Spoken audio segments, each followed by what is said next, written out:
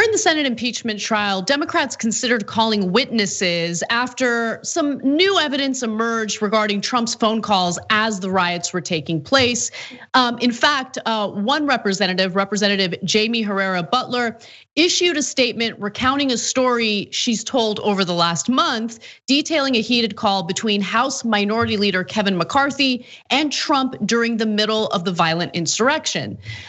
There was also some new evidence coming from Pat Toomey, a phone call, between Pat Toomey and Donald Trump, some indication that Trump just continued to attack Mike Pence on Twitter, even as he found out that Pence had been evacuated from the area as a result of these rioters. So he was essentially adding more fuel to the fire. Now, the impeachment managers got together to vote on whether or not it made any sense to bring witnesses in order to add more evidence to the case.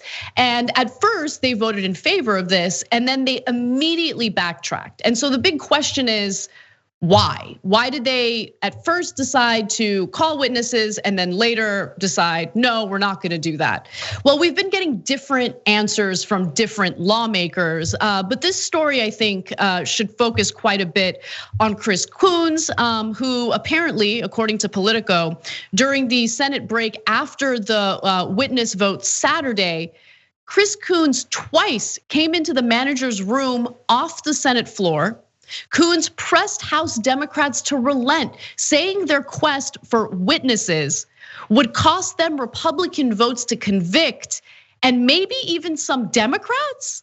And then he also said this: the jury is ready to vote. People want to get home for Valentine's Day. Ooh. I mean, Cenk, it's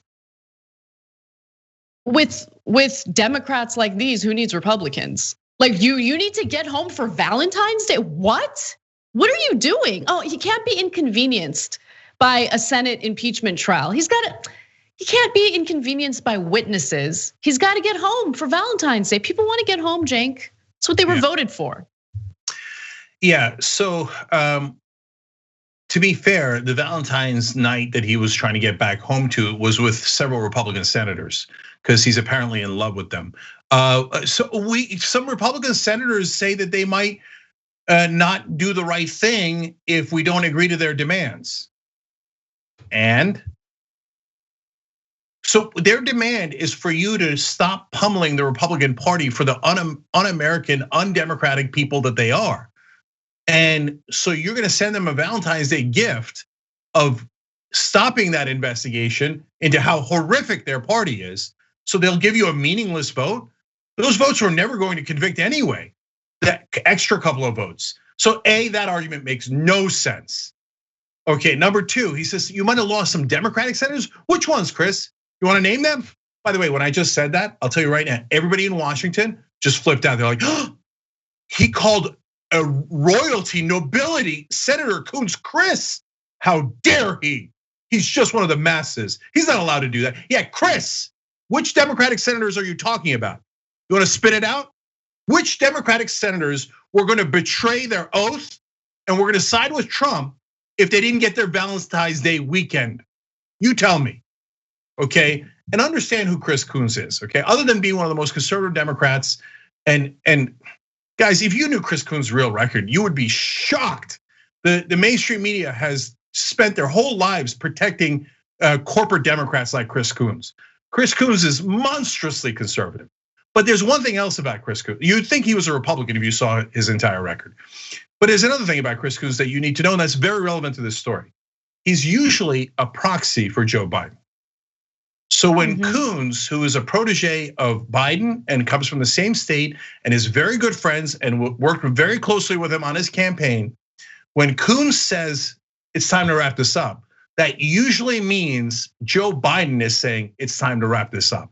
Now, are you surprised that Joe Biden wants to help and protect Republicans? Of course not. That's what he's done his whole career. So here comes Biden to the rescue of the Republican Party again. So I think it's also important to talk about what kind of deal was made. So The impeachment managers agreed that they would not call any additional witnesses as long as this new evidence would be entered into the record. And so the statement from Representative Jamie Butler was included in the record. And what you're about to see in this next video is Representative Jamie Raskin reading what the conversation between House Minority Leader Kevin McCarthy and Donald Trump was all about. Take a look. In my January 12th statement in support of the article of impeachment, I referenced a conversation House Minority Leader Kevin McCarthy relayed to me that he'd had with President Trump while the January 6th attack was ongoing. Here are the details. When McCarthy finally reached the president on January 6th and asked him to publicly and forcefully call off the riot, the president initially repeated the falsehood that it was Antifa that had breached the Capitol. McCarthy refuted that and told the president that these were Trump supporters. That's when, according to McCarthy, the president said, "Well, Kevin, I guess these people are more upset about the election than you are." So that is relevant to this Senate impeachment trial. It would have been far better to actually have her called as a witness. But Cenk, for devil's advocate's sake, let me ask you a quick question.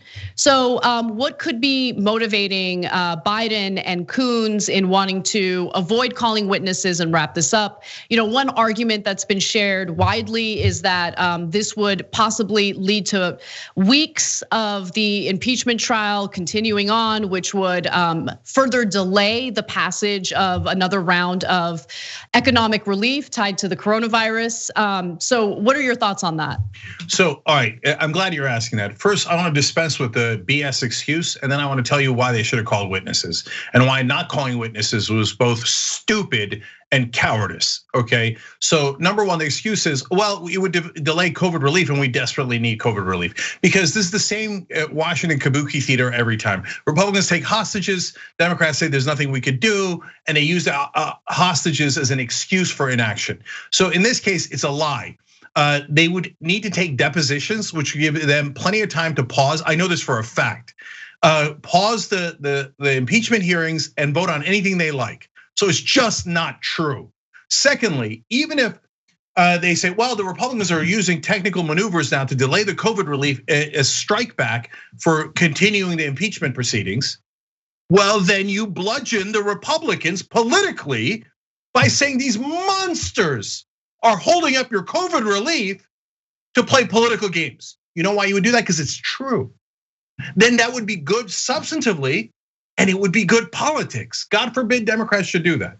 They're like, oh, the Republicans threatened something, everybody hide, everybody cry. No, you have a mouth, you could say things, you could counter them. You could say, why are they holding up COVID relief? And that would make them unpopular.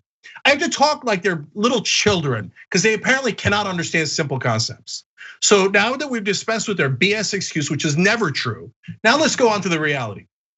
Now, if they had called witnesses, they say, well, look, you gotta look at the politics and the policy, the substance of this. So let's look at the politics first. So you would have spent weeks calling witnesses like Mike Pence and saying, hey, by the way, they try to murder you. And Trump, now most of the Republican Party is backing Trump.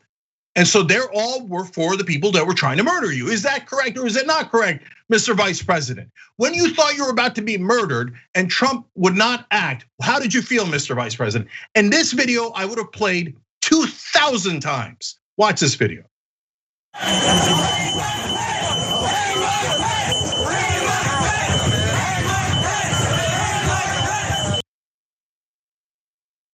I would have played that at the beginning of every day. I would have played it at the end of every day. When Pence was on, I would have played it 20 times until I had everybody on cable news asking, are the Republicans okay with hanging their own vice president? It's not complicated.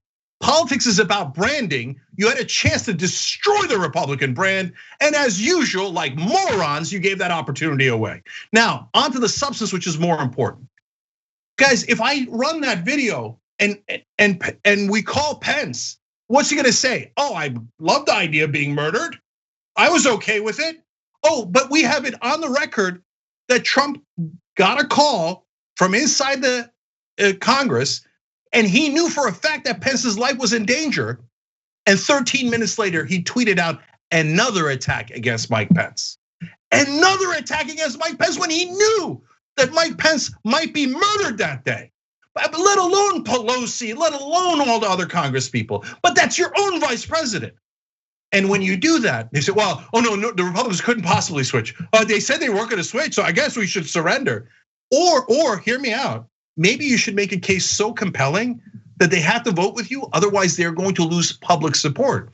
But they're never going to lose public support unless you make your case and you do it with witnesses that tell you what actually happened that day. But as usual, we got unilateral preemptive surrender from the Democrats. And I'm just sick of it. I've been covering it for 19 years. Every time they surrender, every time they have a total nonsense excuse, I'm just not gonna entertain it. They're losers. They blew a golden opportunity to put away a fascist like Trump so he never returns. They blew a golden opportunity to tell the American people who the Republicans and Trump actually are. Usual, Democrats suck. Thanks for watching The Young Turks, really appreciate it. Another way to show support is through YouTube memberships. You'll get to interact with us more. There's live chat emojis, badges. You've got emojis of me, Anna, John, JR. So those are super fun. But you also get playback of our exclusive member-only shows and specials right after they air. So all of that, all you gotta do is click that join button right underneath the video. Thank you.